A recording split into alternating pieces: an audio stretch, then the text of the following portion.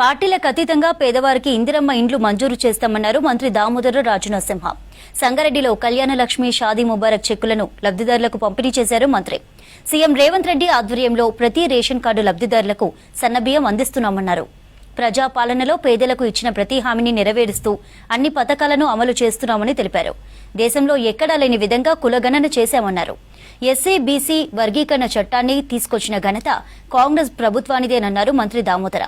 ఈ కార్యక్రమంలో MP Suresh Shetkar, MLA చింత ప్రభాకర్ తదితరులు పాల్గొన్నారు.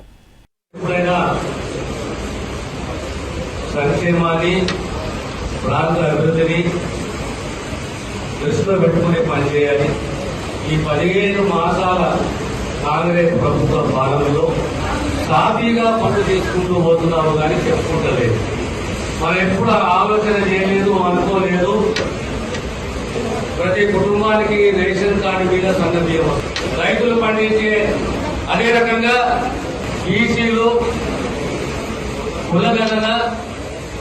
అంటే తెలంగాణ రాష్ట్రంలో ఎంతమంది బీసీలు ఉన్నారు, ఎంతమంది ఎస్సీలు ఉన్నారు, వారి ఆర్థిక సామాజిక రాజకీయ పరిస్థితులు ఏ రకంగా ఉన్నాయి,